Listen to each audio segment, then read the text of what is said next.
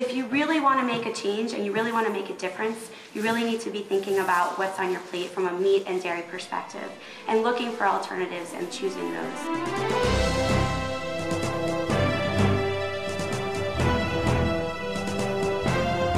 Hello, eco-conscious viewers, and welcome to Planet Earth, Our Loving Home.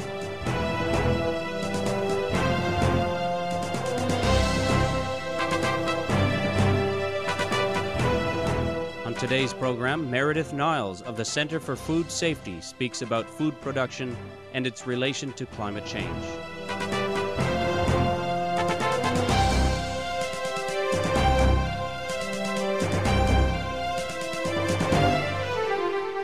The Center for Food Safety is a U.S. nonprofit organization established in 1997 to protect the public health and the environment of the United States by working to end harmful ways of producing food and encouraging organics and other sustainable alternatives.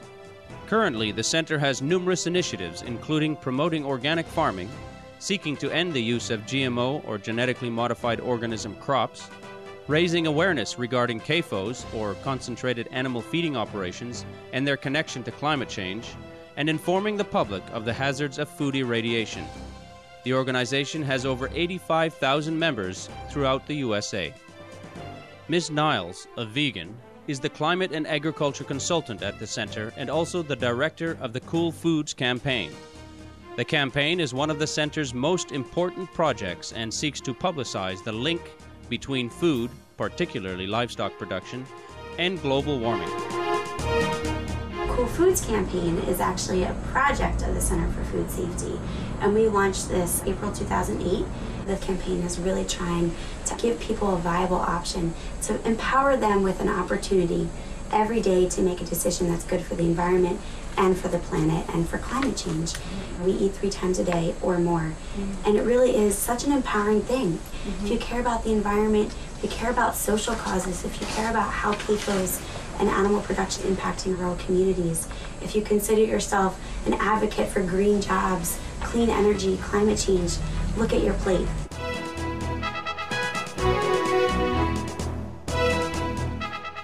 The U.S. is now moving forward with climate change legislation. In June 2009, the House of Representatives passed the American Clean Energy and Security Act, which would establish a cap-and-trade system with an objective of a 17% reduction in greenhouse gas emissions from 2005 levels by 2020. One of the campaign's goals is to shape the final version of the climate change law so that it comprehensively addresses the highly polluting livestock industry, which is responsible for the majority of global greenhouse gas emissions. We're seeing that climate change legislation is going to be coming probably in this country this year, especially with Obama being committed to that. So we're really interested in trying to understand the ways that agriculture, and actually in particular animal agriculture, and CAFOs, concentrated animal feeding operations, would be included within that legislation. California, USA is considered an exemplary state for its green policies and enacting a landmark climate change bill in 2006. The law requires California to reduce greenhouse gas emissions 25% from 2006 levels by 2020. We have to be thinking about the ways that we can reduce greenhouse gas emissions in all of these policies that are going to be coming down the pipeline. And so we're focusing on California as a model for what the rest of the country is going to develop.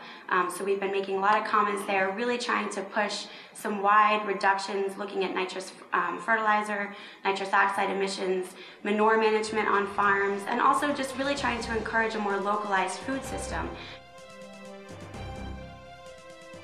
As another tool to reduce emissions, the campaign is advocating that all government programs subsidizing intensive livestock production, such as the Environmental Quality Incentive Program, or EQIP, in the United States, end. EQIP was a program that was initially started to really give incentives to farmers to conserve land, plant trees on their land, that kind of thing. The 2002 Farm Bill actually fundamentally changed the EQIP program.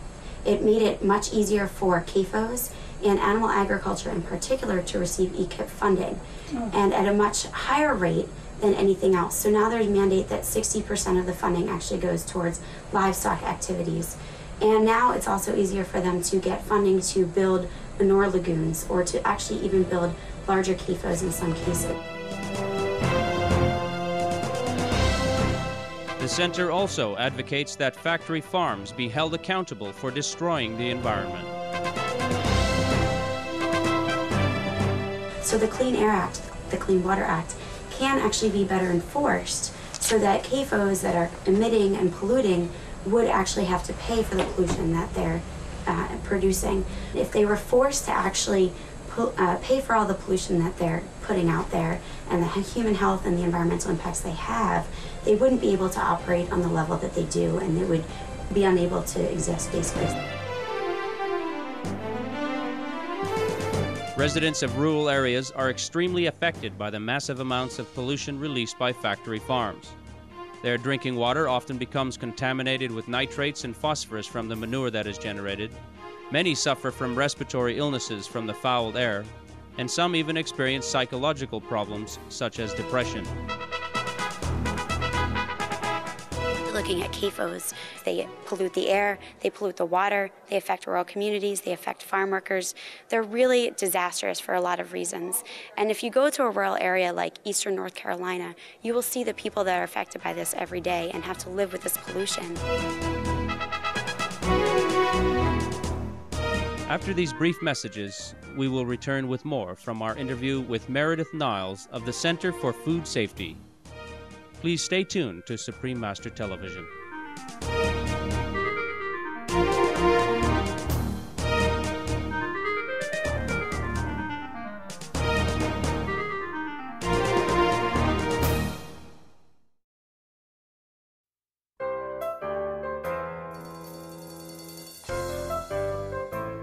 Welcome back to Planet Earth, Our Loving Home on Supreme Master Television. Our program today features Meredith Niles, Director of the Cool Foods Campaign for the Center for Food Safety. The center believes that meat production is an inherently inefficient way to use our precious natural resources. I know Pimentel, who's a researcher at Cornell University, Pimentel and some others have estimated that about 13 kilograms of grains are required to produce 1 kilogram of animal protein. So it's an energy and efficiency thing, first of all. And all the water that's required to grow those crops, all the pesticides, all the fertilizers, it's a huge, huge number. Corn and soy are the #1 users of pesticides and fertilizers in this country. So as we're feeding the corn and soy to the animals, we're using all those fertilizers, all those pesticides, go on to those crops that then go on to feed the animals. Concentrated animal feeding operations are breeding grounds for deadly diseases. The way that animals are confined in these types of systems really exacerbates the types of diseases that they're capable of getting. The reason that they are given so many antibiotics and hormones is to offset these tight, confined spaces. So as they're kept in close quarters, they're more apt to get diseases, they're more apt to get E. coli, salmonella, all of these horrible things that we're seeing in the United States especially really increased in the past couple of years, the outbreaks of salmonella, of E. coli. They're not coming from peanut butter. They're not coming from leafy greens. These are fundamentally coming from animals and from manure that's being spread on these other products. Ending factory farming would lift a great burden off our planet. A study by the Rodale Institute in the USA has concluded that if the Earth's 3.5 billion tillable acres were all converted to organic farming, 40% of current CO2 emissions could be absorbed by the soil.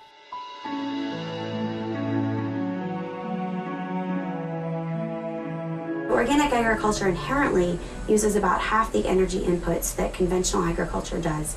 Organic agriculture is increasing biodiversity, increasing diversity among plants and animals on the system, being better able to adapt to droughts because it has increased water retention in the soils. We will need to obviously adapt our farming systems to be able to better withstand some of those impacts, and organic is uniquely situated in that sense.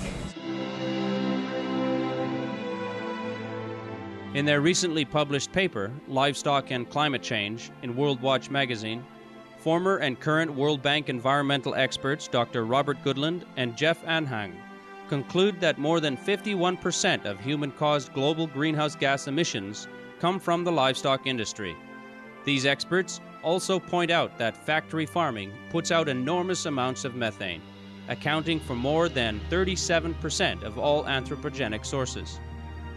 This toxic gas has 72 times the global warming potential of carbon dioxide over a 20-year period. Dr. Goodland and Mr. Anhang conclude that adopting a plant-based diet is the first choice solution to climate change.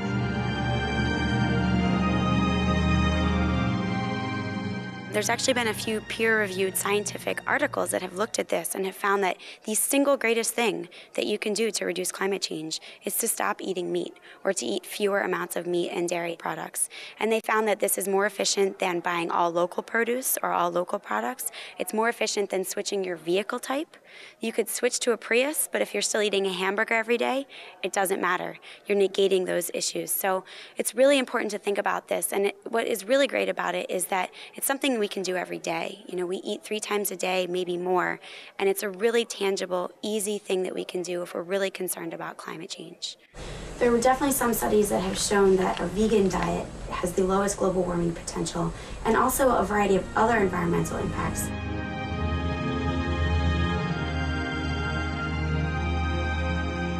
A plant-based diet, besides being excellent for the Earth's environment, is economical as well. So you don't actually have to spend more money to become environmentally friendly. You don't have to go out and buy a Prius, switch your car. You can think about your diet. And, tofu, beans, all these great vegetarian sources of protein are oftentimes a lot cheaper than meat anyway. So, it's not an expensive switch that you have to make. It's a very green switch, something that makes an impact immediately, right away, today.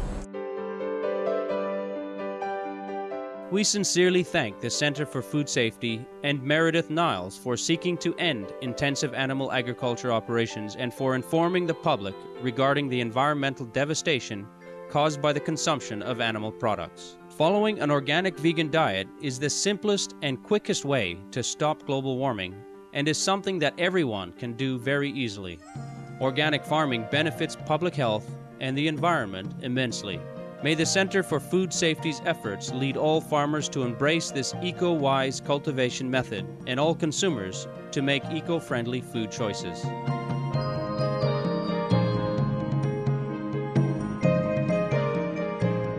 My name is Meredith Niles. I'm the director of the Cool Foods campaign at the Center for Food Safety. And on behalf of Supreme Master Television, I'd like to say be veg, go green, and save the planet.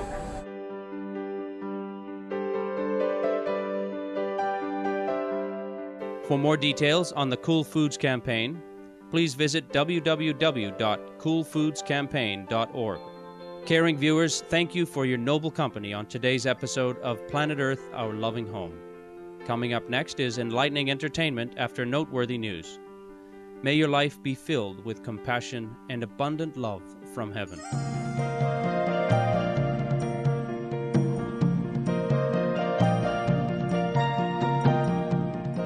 For more details, please visit www.suprememastertv.com/PE.